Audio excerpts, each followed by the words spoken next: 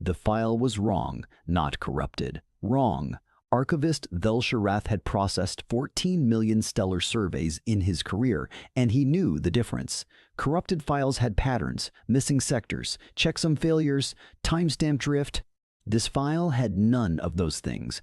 Every data point was clean, verified, cross-referenced by 3 independent survey drones. The file simply said that no empire had ever attempted to incorporate the third planet of the Sol system. Not failed to incorporate it, not been repelled from it, never attempted. Velsharath sat very still in the archive chamber, the blue light of the data wall casting long shadows across the curved walls of the Conclave research station. Around him, the hum of 17 different atmospheric processors filled the silence with white noise. Outside the reinforced viewport, the distant smear of the Orion arm stretched like paint dragged across black canvas. He pulled up the file again. Then the corroborating files. Then the meta-survey files that tracked empire expansion patterns across 40,000 years of documented galactic history. Same answer. Every time. 41 space-faring civilizations had emerged within range of Sol. 41 had charted it. 41 had noted the third planet's resources, breathable atmosphere, liquid water oceans, rare mineral deposits, a conveniently positioned moon for tidal stabilization, a magnetic field strong enough to protect a developing biosphere. Not one of them had sent a colonization fleet. The question wasn't whether something was wrong with the file. The question was what had stopped 41 separate civilizations from doing the obvious, rational, profitable thing. In the question underneath that question, the one Velsharath hadn't fully articulated yet, the one sitting at the edge of his thoughts like a shape in fog, was this: if none of them had gone to Earth, then what exactly had Earth done with all that time? The answer, when it began to arrive, did not come from the archive. It came from a distress signal. The Myrith Sovereignty's outer patrol vessel, Enduring Patience, intercepted it 6 weeks after Velsharath's discovery, 17 light-years from Sol at the edge of charted space. The signal was broadcast on a frequency no recognized civilization used anymore. A mechanical radio wave, almost laughably primitive, pulsing in a mathematical sequence that took the Sovereignty's translation engines approximately 4 minutes to identify as deliberate. The message, once decoded, said 3 things. First, we know you're out there. Second, we've known for a long time. Third, we're ready to talk if you are. Patrol Commander Thesek Vor read the decoded message twice. She was a Myrith elder, 4 upper limbs and 2 lower, skin the color of deep ocean sediment, eyes adapted for the low-light conditions of Myrith Prime's northern hemisphere. She had commanded patrol routes for 23 years. She had never received a message like this. "Where is the signal originating?" she asked. Her signals officer, young and quick, checked 3 times before answering. "Sol System, Commander, third planet." Thesek Vor did not respond immediately. The bridge crew of the Enduring Patience maintained the careful stillness that Myrith protocol demanded in ambiguous situations. But she noticed, and filed away for later consideration, that every one of them had stopped what they were doing to look at her. "Send it up the chain," she said finally. "All of it, including the fact that they knew to use a frequency we stopped broadcasting on 400 years ago." She walked back to her command station and did not look at the viewport, though she wanted to.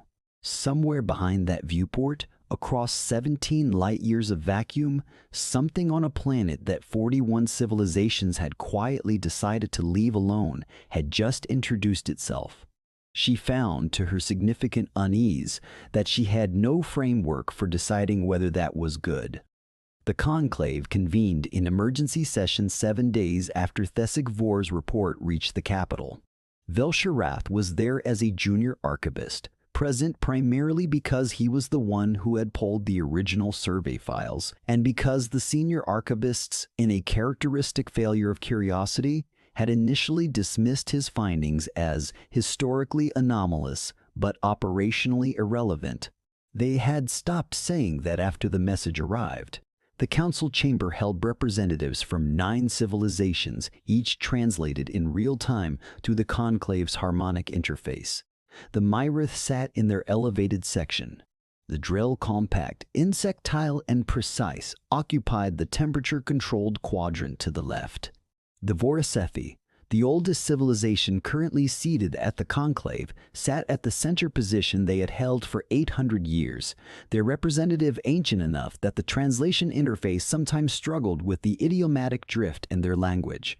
The Vorisesi representative spoke first. This was unusual. They rarely spoke first. "We would like to know," the representative said, through a voice that sounded like wind passing through hollow stones, "how the soul species obtain the frequency." Silence. Archivist. The speaker was Conclave Director Maiev Sol, no relation to the star system, simply a naming coincidence that several representatives found quietly unsettling. "You reviewed the archive survey files. When was that frequency last used by any documented civilization?" Bel Sharath checked his notes, though he already knew the answer. 4012 years ago. By the Vorisathi, during their final expansion survey of the Orion periphery. The room was quiet for longer than was comfortable. "That survey passed within 6 light-years of Sol," the Vorisathi representative said. "It was not a question. Yes, and we did not approach the planet. No." The representative's breathing apparatus cycled. "We made that decision for reasons that are recorded in our closed archives. Reasons that are not shared with the broader conclave." A pause. "We will revisit whether that information should remain closed. For now, I suggest that someone go and speak with these humans before they decide that silence is also an answer." The word humans, translated from the Sol System's radio broadcasts, a name they apparently used for themselves, sat in the air of the chamber like a stone dropped in still water.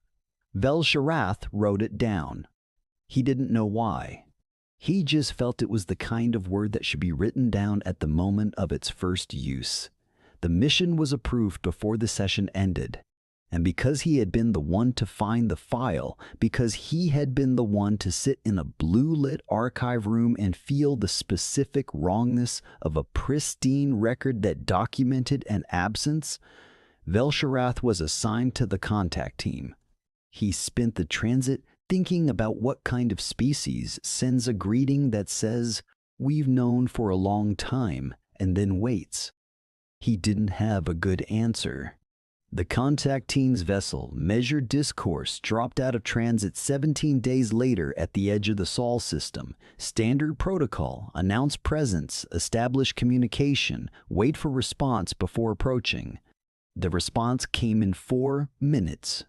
Measured Discourse, this is Dr. Sarah Okafor, representing the United Earth Contact Office. The voice was clear, unhurried, and delivered in fluent Myrith standard.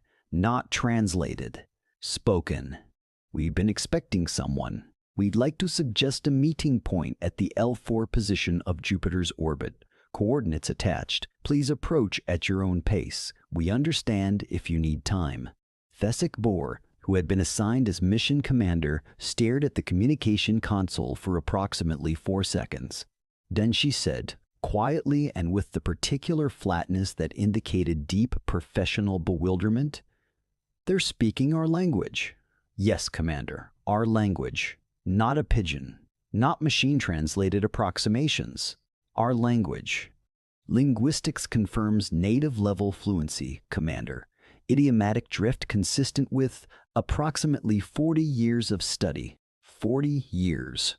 Thesek Bor looked at Bilsharath, who was standing at the secondary console with his writing instrument frozen halfway to his notes, and she said what both of them were thinking. "They've been studying us for 40 years, and they waited to say hello until we came to them." She gave the order to approach the suggested coordinates. What met them at the Jupiter L4 position was not what any of them expected. It was a station. Not enormous by conclave standards, modest to the point of humility. Constructed with obvious engineering competence, the structure was built from materials that Bel-Sharath's initial scan identified as partially synthetic and partially salvaged. Refined metals from asteroid captures, polymer composites, and in several sections, what appeared to be raw stone, carved and fitted with a precision that the structural analysis returned as hand-tooled with non-mechanical instruments. They had built parts of the station by hand, and the station had been there, the dating scan confirmed, for 63 years. They built this 63 years ago, Bel-Sharath said aloud. Yes, said the scan operator. Before the enduring patience intercepted their signal. By 47 years, yes. He wrote that down too. They had built a contact station and then waited 47 years for someone to come close enough to use it. Commander, Bel-Sharath said slowly, what does a civilization do for 47 years inside a station they built for a meeting that hasn't happened yet? Thessigvor did not answer. She was already moving toward the docking interface. Dr. Sarah Okafor was shorter than any of the contact team had expected. This was not a significant observation, but it was the first one, and Bel-Sharath noted it because he had learned to note the first observations. They often carried weight that the later, more analytical observations obscured. She was compact, dark-skinned, with close-cropped hair and the kind of stillness that Bel-Sharath associated with either extreme patience or extreme exhaustion. She wore a simple gray garment, no weapons, no environmental suit. She was breathing the station's ambient air, which his suit's analysis confirmed was maintained at a composition slightly richer than Earth-normal oxygen. Adjusted, he realized, to be comfortable for a broader range of potential visitors. She had tuned the air in the station for guests who hadn't arrived yet.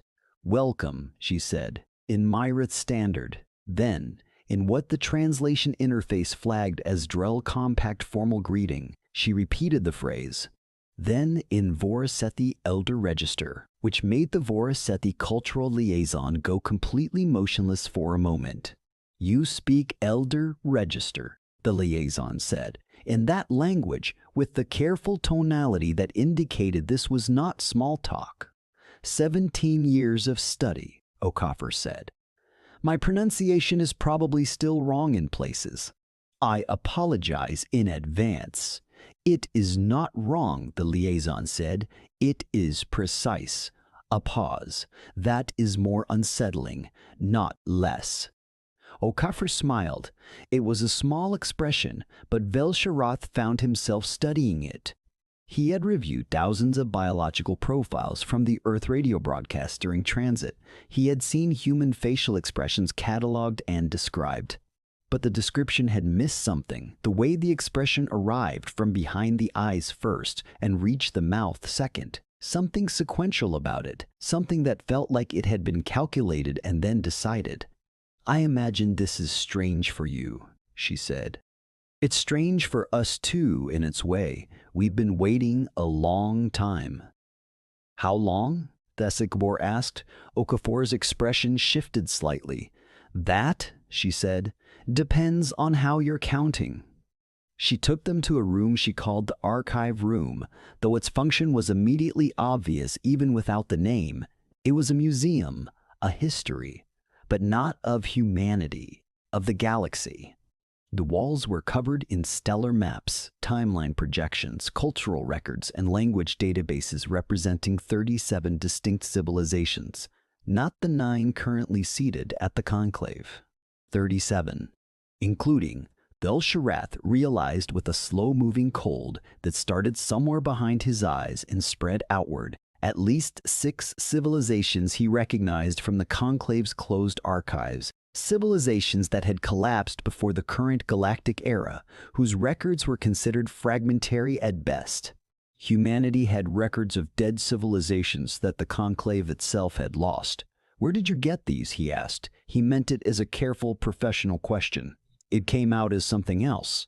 We listened, Okafor said simply. For a very long time, radio, gravimetric resonance, quantum state echo, whatever we could detect and decode. And we archived everything. She paused. It seemed important to remember things, even things that weren't ours. These civilizations, Thesic 4 said, and her voice was doing the flat thing again. Some of them ceased to exist before we had interstellar capability. Yes. How long have humans been capable of receiving interstellar signals? Okafor looked at her with the expression that Vilsharath was beginning to identify as the specifically human expression for when they knew the answer was going to land badly. Passively, about 200 years. Actively enhanced passive listening arrays, about 90, enough to begin piecing together what was out here. She touched the edge of one of the stellar maps gently, like it was fragile. We knew roughly what the neighborhood looked like before we knew how to leave our own system. Thesic Vor's second-in-command, a young tactical officer named Rethvar, who had been maintaining polished, professional silence since they boarded the station, said something that he immediately looked like he wished he hadn't said. "You knew what was out here, and you didn't come out." Okafor looked at him. "No," she said, "we didn't." The silence that followed was not empty. It was dense. Vilsharath felt the weight of the unasked question pressing against the room, and he understood, with a clarity that arrived without warning, that Okafor was waiting for them to ask it. He asked it. Why? She was quiet for a moment. Then, we needed to be ready. Ready was not a word Vilsharath had expected, not in that context, not with that tone. He wrote it down and spent a significant portion of the following 48 hours thinking about what it meant. Ready implied unreadiness. It implied a period of deliberate preparation. It implied that humanity had looked at what was outside their system, had decided they were not yet equipped to engage with it, and had then, apparently without conflict or collapse, simply continued building themselves until they were. This alone would have been remarkable. For most civilizations, the discovery of galactic neighbors triggered one of three responses: aggressive expansion, fearful isolation, or catastrophic social fracture.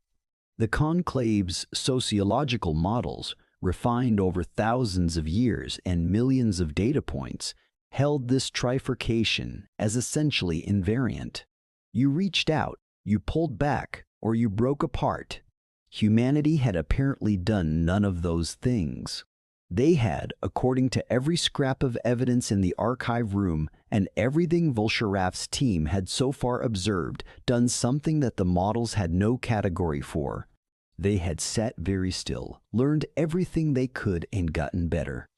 The station's records, which Okafor shared with complete transparency, a transparency that Rethvar quietly flagged as itself suspicious, because civilizations with something to hide rarely volunteered information this freely, revealed that humanity had maintained unbroken contact operations from this station for 63 years. Teams rotating through 18-month cycles. Continuous monitoring. Language study. Cultural analysis. Economic pattern mapping for civilizations they had never directly interacted with. And then Vilsharath found the timestamp. It was buried in the station's maintenance logs, which were thorough to the point of exhaustion. And it didn't make sense. He read it twice, then called up the original source file, then sat back from the console and did the specific thing that Myrith researchers did when they encountered data that their model of the world couldn't accommodate. He held very, very still. The station's first communication log. The first signal ever sent from this facility, the one that the enduring patience had intercepted. Its timestamp was not 6 weeks ago. It was the 9th of those signals. The first 8 had been sent at intervals of approximately 4 years, each on slightly different frequencies, each using the most recently observed communication bands of different civilizations. 7 of those signals had, by the station's own logs, apparently passed unnoticed. The 8th had been detected by someone. The station's log showed a contact-acknowledged marker from that signal, but no response. A civilization had heard humanity say, "We're ready to talk," and had said nothing back. And humanity had waited 4 more years and tried again. He found Okafor in the station's central hub, at a workspace covered in what he now recognized as handwritten notes, physical inscription on physical material, a practice that appeared to be a specific human preference rather than a technological limitation. "The signal we intercepted," he said. "It was the 9th attempt." She looked up. "Yes, someone received the 8th. Yes, and didn't respond. No." He waited. She held his gaze with the particular steadiness he was beginning to understand was not coldness, but something else. Something that lived on the other side of patience, past the place where most species ran out of runway. "Who was it?" he asked. "We're not sure," she said. "We have a candidate based on signal return characteristics, but we thought it was better not to make assumptions." She paused. "It didn't change what we were doing. It didn't. Someone received your message and ignored it. Didn't that change the plan?" A small smile. "No, we'd accounted for that possibility." Velsharath stared at her. "You had accounted for the possibility that someone would hear you and choose to say nothing?" "We'd accounted for a lot of possibilities," she said. "That one honestly wasn't in the top 10 of concerning scenarios." "What was?" She tilted her head. The expression she wore was something he now had a rough translation for. Consideration about how much to say, balanced against a decision already made. That transparency was the strategy. "That someone would come," she said, "before we were ready." The phrase landed in Velsharath's mind and sat there. Before we were ready. Present tense implied current readiness, which meant they now believed themselves ready, which meant the 63 years, perhaps the 90 years before that of active listening, perhaps the 200 before that of passive detection, had been building toward a specific threshold that humanity had decided, apparently unilaterally, they had now crossed. He didn't sleep in the Myrith fashion that cycle. He processed instead, which in emotional terms was approximately the same as not sleeping. The next morning, in the station's observation room, a curved space where the outer wall had been replaced with a transparent composite that offered an unobstructed view of Jupiter's storm-banded face, Thesic Vor found him there. "I sent Rethfar to review the station's structural engineering logs," she said without preamble. "I wanted an assessment of how it was built. And he came back looking like he'd seen something he couldn't classify." She sat beside him. The station wasn't built by a construction crew. It was built by the teams that rotated through it. Every 18-month team contributed a section, over 63 years.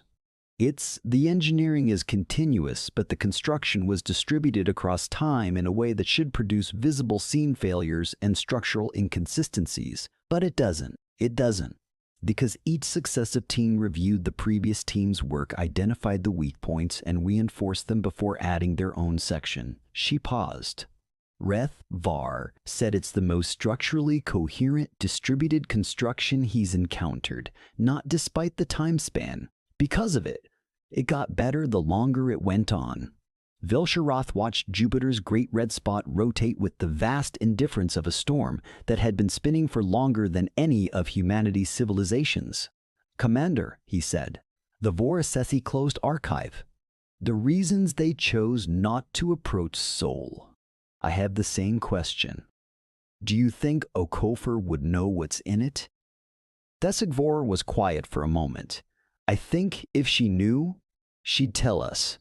And I think if she told us, it would explain a great deal." She stood. "I'm going to ask the Vorasathi liaison to open it. Formally. Today." She left. Velsharath stayed and watched the storm, and thought about the word ready and what exactly 412-year-old radio frequencies implied about how long humans had been preparing for this specific conversation. The liaison agreed to open the archive. What was in it changed everything. The Vor-Isathi's survey of the Sol system 412 years ago had not been a passing scan. It had been a full assessment mission, 3 vessels, a research team of 67 scholars, and a mission duration of 9 months. The closed archive included their complete observations and their complete reasoning for the decision not to make contact. The reasoning had one sentence that Vel'Sharath read 4 times. The species of the third planet has achieved written language, agriculture, metallurgy, and organized warfare across 11 distinct cultural lineages, simultaneously has destroyed and rebuilt complex societies across 4 major civilizational collapse events in 3,000 years, and continues to develop without apparent upper bound on behavioral adaptation. We assess that contact at this stage carries unacceptable risk, not because this species is violent, which it is, but because it is becoming something, and we cannot determine what. Still becoming something. Vel'Sharath brought the document to Okafor. He didn't explain. He simply set the translation on her workspace and waited. She read it. He watched her face as she read it. The expression that moved across it was complex and sequential, and he couldn't fully parse it. Not surprise, not quite. Something more internal, like a person confirming something they had long suspected but never had verified. Still becoming something, she said. Yes, she was quiet for a long moment. That was 400 years ago. Yes, and their assessment was correct at the time. She set the document down. We were still becoming something. She looked at him with an expression he had no prior catalog entry for. We still are. What does that mean? She folded her hands on the workspace. Outside the window, the distant rim of Jupiter was a curved line of orange light. Dr. Tremaltek. Vel'Sharath, how many civilizations in the Conclave's records have gone to 4 major civilizational collapse events and come out the other side? He thought about it carefully. A few, perhaps 6. And how many of those collapsed again after the final event? He thought about it more carefully. All of them. Okafor nodded slowly. We've had 17, she said. Major civilizational collapses. Full structural failures of organized society across our most advanced civilizations. 17 times we lost most of what we'd built and started over. She paused. We got faster at rebuilding each time. And we kept almost everything we learned, even when we lost the infrastructure that stored it. We found ways to carry it. Vel'Sharath stared at her. 17, he said. 17. And we stopped losing ground around collapse 12. After that, we were building from a higher floor each time. He did the math involuntarily. 17 collapses. Rebuilding from progressively higher floors.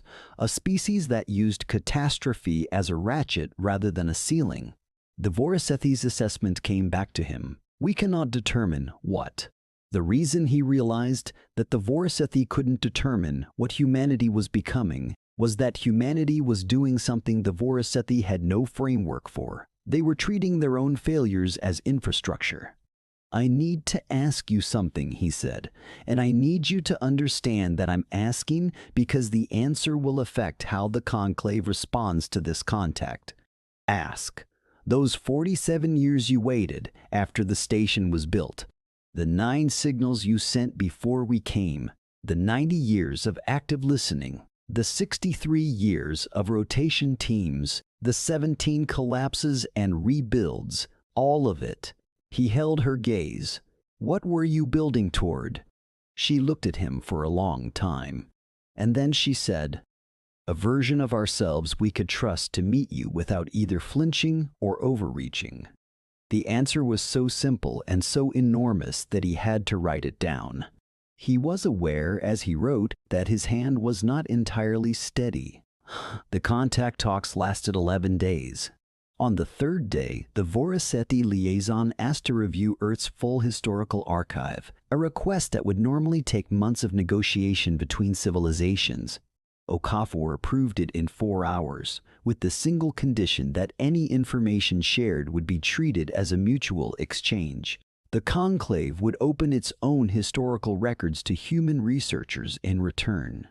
On the fourth day, Rethvar, who had initially filed the private note flagging Okafor's transparency as suspicious, revised that note. He filed a second note saying that he had revised his assessment and that the transparency was genuine. He also noted, with the careful phrasing of a junior officer trying to say something significant without overstepping, that genuine transparency at this scale, offered this freely, by a civilization with this level of preparation, was more strategically sophisticated than any amount of deliberate information control would have been. They're not being transparent because they have nothing to hide, he told Vor privately.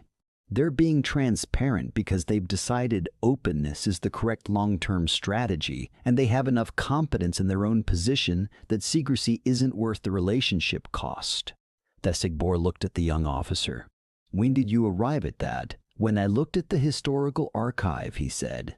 They have detailed records of 7 civilizations that I identified as having collapsed specifically because they withheld information from their neighbors at the moment of first contact. They used those collapses as case studies. For decades, he paused. Commander, they studied how civilizations fail at contact events and specifically designed their approach to avoid those failure modes. Vor stared at him for a moment. Get Vilsharath. On the 7th day, the representative from the Drell Compact, who had been characteristically precise and silent throughout the early discussions, asked a single question that stopped the room. The collapsed civilizations in your archive, the ones that failed, you have records we don't. The Drell representative's compound eyes held no expression, but its posture carried something. Some of those failures, did humanity contribute to them? The silence was total. Okafor did not look away. In 2 cases, she said, human explorers made contact with civilizations in ways that, in retrospect, introduced destabilizing pressures. We had been trying to understand those situations for 80 years. They are part of why we waited. Another pause. They are part of why we needed to be ready. The Drell representative was still. You caused harm. Possibly. We don't know the full causal chain. We believe we did. Okafor's voice remained level. We did not explain that earlier because it is complicated and because we weren't certain you would believe us, that we would volunteer our own failures. But it's in the archive. You'll find it. You put your own culpability in the archive you were going to share with us. Yes. Why? Because, Okafor said, if this relationship is going to work, it needs to be accurate, not favorable. Accurate. The Drell representative was still for 11 seconds, Vilsharath counted, before it said, this is not how civilizations behave at first contact. I know, Okafor said. We weren't sure it was the right call. But we decided that if we were wrong about that, we were wrong about enough else that the relationship was built on a bad foundation anyway. She folded her hands. We didn't want a good first impression. We wanted a real one. Vilsharath requested a private meeting with Okafor on the 9th day. He had a question that he had not raised in the formal sessions, and he had spent 6 days deciding whether to raise it at all. They sat in the observation room with Jupiter still turning outside. The Vorasethi, he said, the civilization that received your 8th signal and didn't answer. She waited. We think it might have been the Vorasethi. She was quiet for a moment. We think so too. They heard you say you were ready. And they chose not to respond. For 4 years. Yes. Do you know why? She looked at Jupiter. We have a theory. We think they were deciding whether we were actually ready, or whether we were claiming to be. A pause. We think the 9th signal was a test they designed, or that they allowed us to give ourselves. A final waiting period they didn't announce, to see if we'd stop or if we'd keep trying. Vilsharath absorbed this. The Vorasethi, the oldest civilization at the Conclave table, who had been watching humanity for 400 years from a careful distance, who had specifically closed the archive of their soul survey, who had been the first to speak at the emergency session, who had said, we will revisit whether that information should remain closed. They were protecting you. he said slowly. From galactic contact before you were ready for it, by not answering. That's our theory. By staying silent, they were. Giving us time, she said. Yes. And now they've opened the archive, yes? Because you proved something. The ninth signal, 4 years of silence and you tried again. Okafor smiled, the specific smile he had catalogued on day 1, the one that arrived from behind the eyes first. The Vorasathi liaison came to me this morning, she said, privately, before the session. He said something in Elder Register that I'm still working through the full idiomatic weight of, but the closest translation I have is, she paused. The closest translation I have is, you have passed through fire without becoming flame, meaning you survived catastrophe without becoming catastrophic. Velsharath held that in his mind for a long time. 17 collapses. An archive built from other civilizations' failures. 8 ignored signals. 47 years of waiting inside a hand-built station above a gas giant. A history of causing harm and spending decades trying to understand it rather than justify it. Transparency as strategy. Readiness as a threshold. They had decided to define themselves. Pass through fire without becoming flame.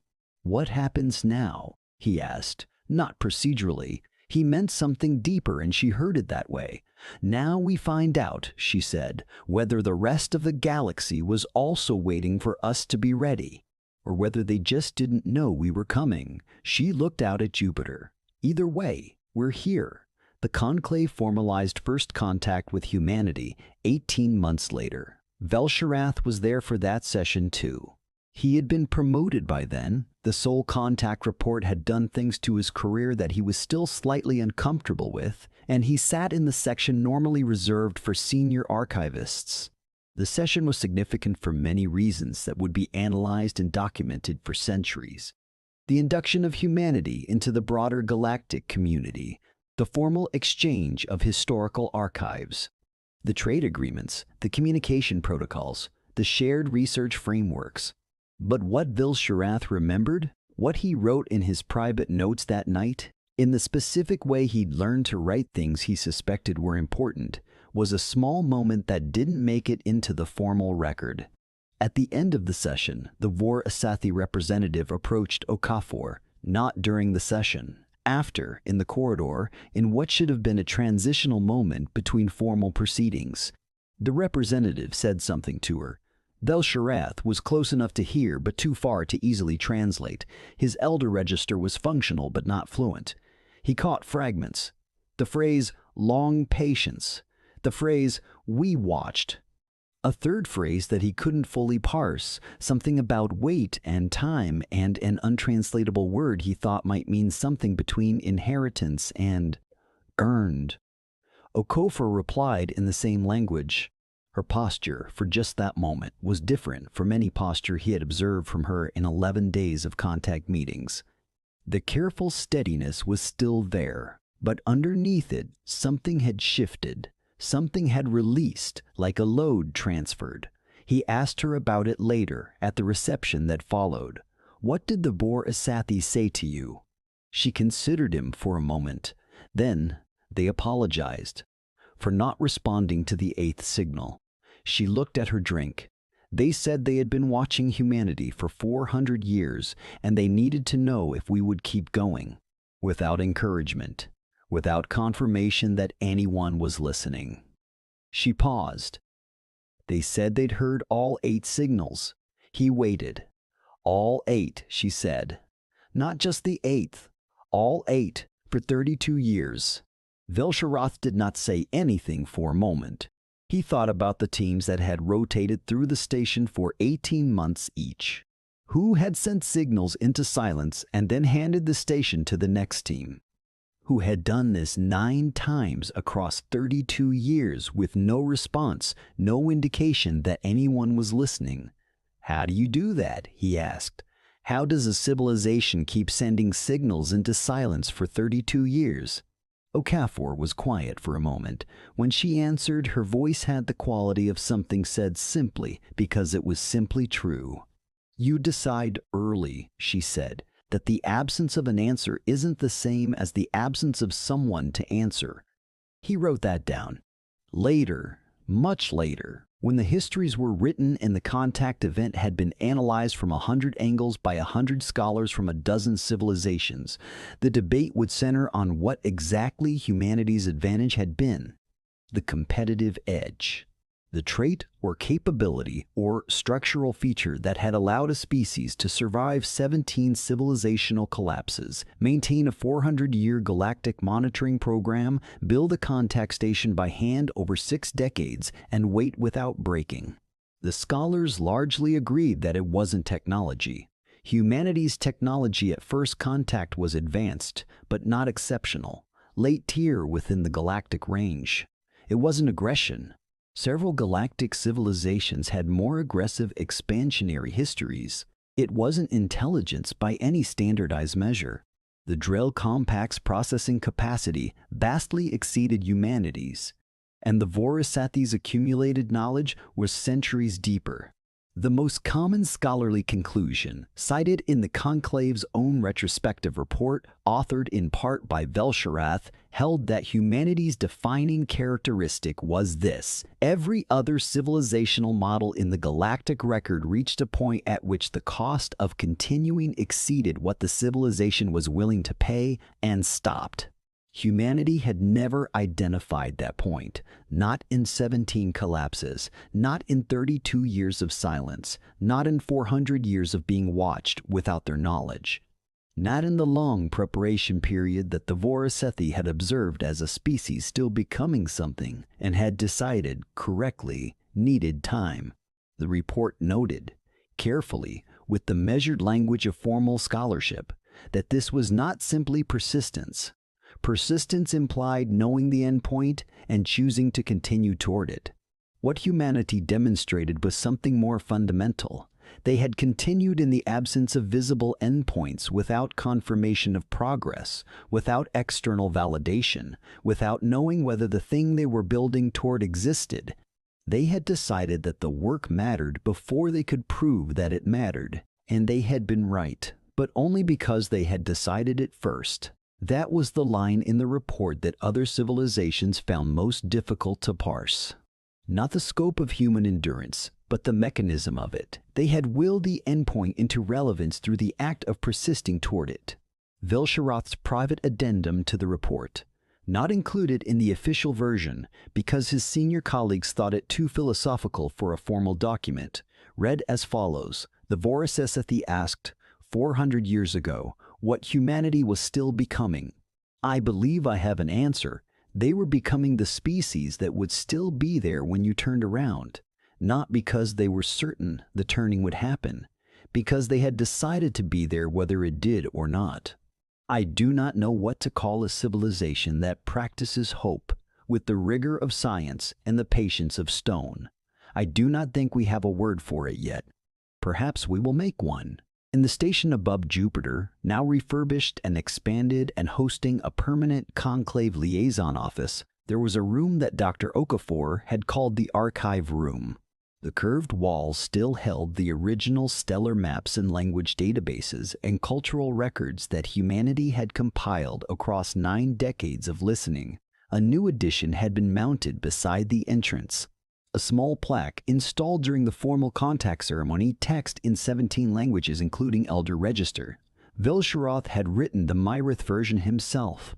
In the human language that he had spent the last 18 months learning, it read simply, "We listened until you came. We will be listening still." Below it, in smaller text, was a date, not the date of the first contact session, not the date the station was built. The date of the first signal ever sent from Earth into the dark, 80 years before the station existed, a raw radio pulse on a quiet frequency, aimed at no specific destination, carrying only a mathematical sequence that said, to anyone who might be listening, we are here, we are thinking, we are reaching. No one had received it. No one had been close enough. But humanity had kept sending and sending and sending in the absolute silence of a galaxy that had for 400 years, and for reasons ranging from careful caution to simple inattention, chosen not to answer. And now here was the station, and here was the plaque. And here was the Conclave liaison office humming with activity, and here were the archives open and exchanging in both directions, and here, most implausibly of all, was a species that had spent the longest, quietest, most patient watch in the history of galactic contact, looking at the completed thing, and was not bitter, and was not triumphant, and was not surprised. They had expected to arrive. They had simply been willing to wait until they did. In the observation room on the last night before Bel-Sharath's team returned to the Conclave capital, he sat again with Jupiter turning below him and thought about the Voracesi's phrase, "Pass through fire without becoming flame." He had turned it over many times by then, and he understood it better with each handling. There was something about it that he hadn't written down yet. Not the literal meaning, the survival of catastrophe without becoming catastrophic. Something underneath that, something about the nature of fire itself. Fire spread by consuming, it grew by taking. A civilization that became flame grew fast and bright and was defined, in the end, by what it had burned. But a civilization that passed through fire, that was refined by it, that used each collapse as a lesson and rebuilt from a higher floor, that civilization carried the heat internally and was warm rather than burning, present rather than consuming. That was what the galaxy had been watching, without fully recognizing it, for 400 years. Not a species rising, a species over and over and over again choosing to rise. He thought about the silence. 32 years of signals sent into nothing. 18-month teams rotating through a hand-built station above a gas giant, each one performing maintenance, continuing the logs, sending the next signal, training the next team, and returning to Earth with nothing to show for it except the conviction that the work mattered. He wondered what those teams had told their families when they came home. He wondered what you said to someone who asked, "What did you accomplish up there?" when the honest answer was, "We waited, and we sent, and we kept the station running, and we came home so someone else could do the same." He decided, sitting there, that the honest answer was probably exactly what you said, and that humanity had probably gotten very good at saying it over 3 decades without embarrassment or apology. Without needing the outside world to understand why the waiting was itself the work. There was a word for that, he realized. Not in Myrith, which had 37 words for varieties of patience, but none quite right. Not in the Voracethi register, which had a word for the patience of geological time, but nothing for the patience of a choice, made daily, to keep going. He opened his notes. He wrote the observation. He wrote the gap where the word should be. And then, in the margin, in the small, careful script he used for things that were not yet finished thoughts, he wrote a single human word that Okafor had used on the second day, in passing, in a sentence about the station's rotation teams, a word she had used simply and without ceremony, as though it needed no explanation. Faith, not the religious variety. Not faith in something external, the internal kind. Faith that the work mattered before proof arrived. Faith maintained across failures and silences and collapses without losing its grip on the original reason. 17 collapses, rebuilt each time from a higher floor. Because they had kept faith, even with themselves in ruins, with the idea that there was something worth building toward. He looked at Jupiter one last time. Its storm had been spinning for longer than human civilization had existed, longer than the Myrith, longer than the Drell Compact, perhaps as long as the Vor-Asathi. It would still be spinning when all their archives had gone quiet.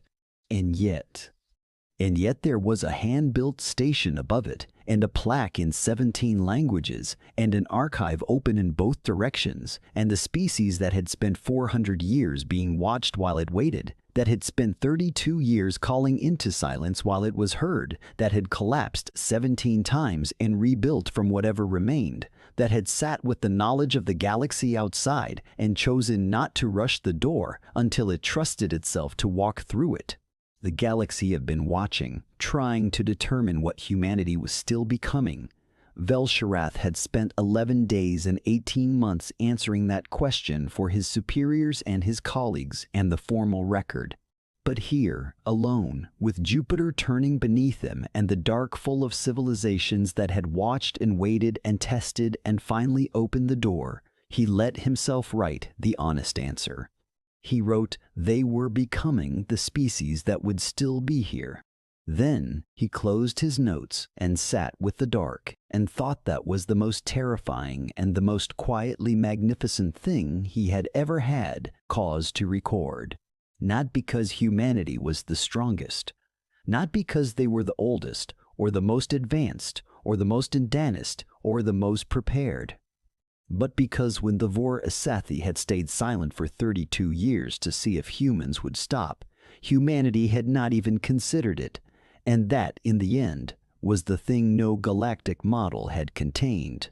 The thing the 41 civilizations that had surveyed Sol and turned away had perhaps sensed without fully understanding. The thing that the Bor Asathi had watched for 400 years and expressed, at last, in the corridor after the formal session, in the ancient register of their oldest language, to a short, still-eyed human woman who had learned it in 17 years and spoken it precisely. You cannot wait out a species that has decided waiting is not surrender.